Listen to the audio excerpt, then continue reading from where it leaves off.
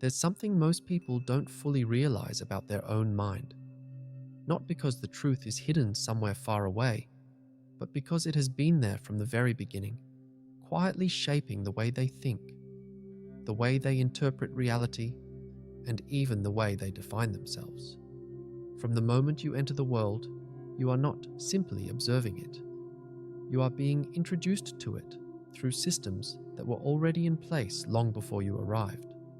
Language, beliefs, expectations, social norms, all of it begins to form a structure around your perception. And over time, that structure becomes so familiar that you stop questioning it. It starts to feel like you, and it rarely happens in ways you can clearly point to. It happens gradually. Growing up, you begin to pick up on what is accepted and what is not. You start to notice which ways of thinking are encouraged, which reactions are rewarded, and which ones seem to create tension. Without fully realizing it, you begin to adjust. You learn when to agree, when to stay quiet, when to avoid certain questions. Certain thoughts begin to feel natural, not because you chose them, but because you've repeated them long enough for them to feel like your own. That's where things start to become more complex. Because if the way you think has been shaped by influences you never consciously chose, then mastering your mind in a world that controls it is not about gaining something new. It's about recognizing what is already there, and more importantly, what does not belong to you. Most people move through life assuming their thoughts are entirely their own, that their reactions are natural, their preferences are authentic, and their identity is something they built independently. But when you slow down and really look, patterns begin to reveal themselves. You start to notice how many of your beliefs feel familiar, not because they are true, but because they have always been there.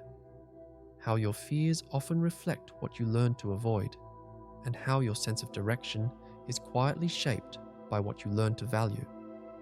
This kind of realization doesn't feel like clarity at first.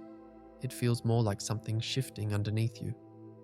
Because the moment you begin to question where your thoughts come from, the structure that once felt stable begins to loosen. Things that used to make sense no longer feel as certain. Conversations you've had countless times begin to sound repetitive, almost automatic. You start noticing how often people repeat ideas without really examining them. And for the first time, you recognize that you've done the same. And there's a subtle distance that begins to form. Not something dramatic, not something you choose, but something you feel. It's like seeing the same environment you've always been in, but from a slightly different position. Nothing has changed on the outside, but your relationship to it has. That's where mastering your mind in a world that controls it actually begins. Not in control, not in discipline, but in awareness. In recognizing that much of what you've accepted as truth was introduced to you before you had the ability to question it. And once that recognition settles in, something changes in a way that's difficult to reverse. You no longer interact with your thoughts the same way. Instead of immediately identifying with them, you begin to observe them. You start to notice how certain reactions happen before you even think, how certain assumptions feel immediate, and how often your inner dialogue echoes something familiar. At this stage, most people hesitate, because awareness creates tension. On one hand, you begin to see the limitations of the patterns you've been living in. On the other, those patterns have provided a sense of stability for a long time. Letting go of them doesn't feel like progress at first. It feels like uncertainty. And uncertainty has a way of making you want to return to what feels known, even if it no longer feels true. If you want to master your mind in a world that controls it, this is usually where people turn back. They return to familiar ways of thinking, familiar perspectives, familiar interpretations of the world, not because they are certain, but because they are comfortable. Because the moment something no longer feels clear, the instinct is to restore that clarity as quickly as possible. But what most people don't realize is that this uncertainty is not a mistake in the process. It is the process. What's actually happening in that moment isn't confusion in the way it appears. It's the beginning of separation, the gradual realization that the structure you've been relying on was never consciously built. And before anything real can take its place, that structure has to loosen. It has to stop functioning the way it used to. That's why mastering your mind doesn't begin with adding new ideas. It begins with removing what is false. And that kind of removal is not immediate. It happens slowly, through moments where your previous understanding no longer feels complete. As this continues, something subtle but important begins to shift. You start to notice that your responses are no longer entirely automatic. There is a small space that forms between what happens and how you react to it. It might only last a moment, but it's enough to notice. Enough to realize that you don't have to respond the way you always have. And in that space, something new appears. Not control, but awareness. Not force, but choice. This is one of the first real signs that you are beginning to reclaim your mind. Not by controlling every thought, but by no longer being completely controlled by them. But this shift comes with a cost, and this is where the experience becomes more difficult to navigate. Because as your perception changes, your relationship with the world around you begins to change as well. Not in obvious ways, but in subtle ones. Conversations may begin to feel surface level. Certain topics no longer hold your attention in the same way. You start to notice how often people avoid questioning things, not because they can't, but because they don't want to disrupt what feels stable. And without trying to, you begin to feel slightly out of place.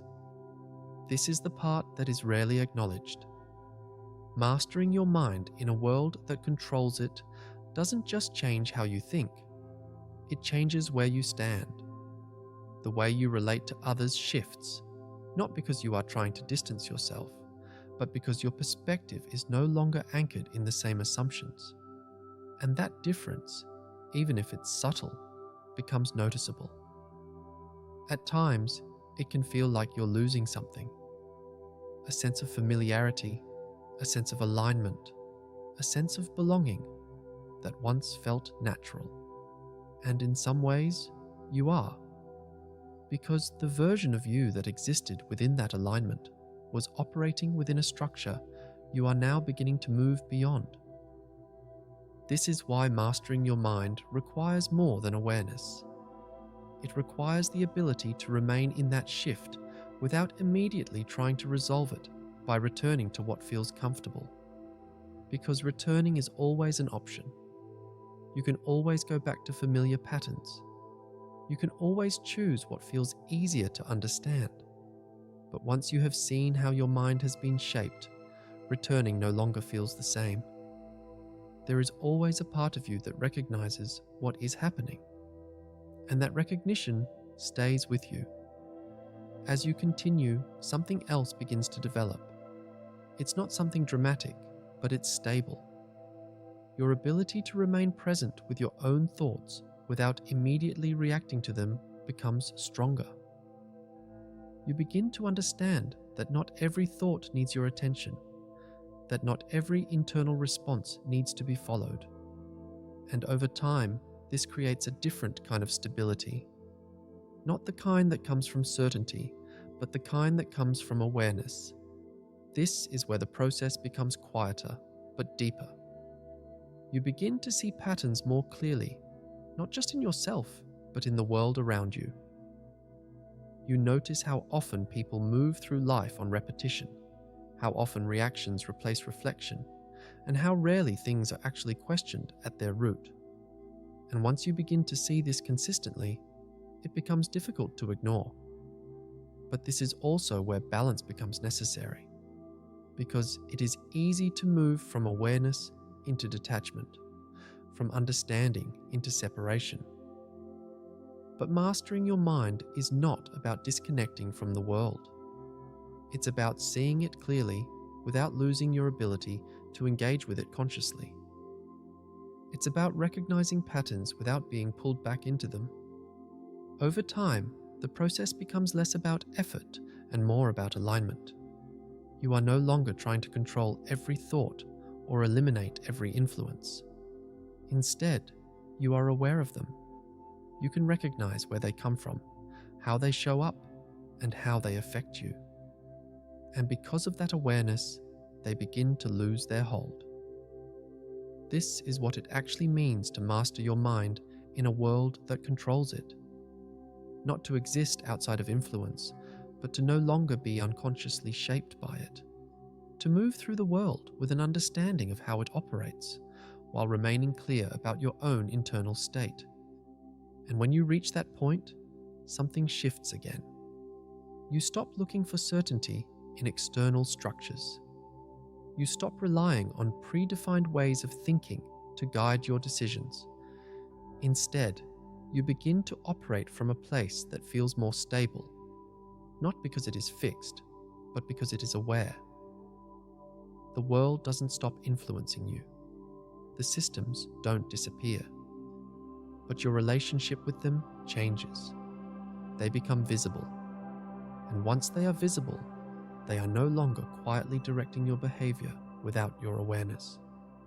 And that is the difference, because most people are not controlled in obvious ways. They are influenced subtly through patterns they never question. Mastery is not about escaping those patterns entirely. It is about recognizing them clearly enough that they no longer define you. So when you ask what it means to master your mind in a world that controls it, it is not about gaining control in the way people imagine. It is about awareness, about recognition, about the gradual process of separating what is truly yours from what has been placed there over time. And once that process begins, it changes everything that follows, because you are no longer moving through the world blindly. You are seeing it, and that is where true mastery begins.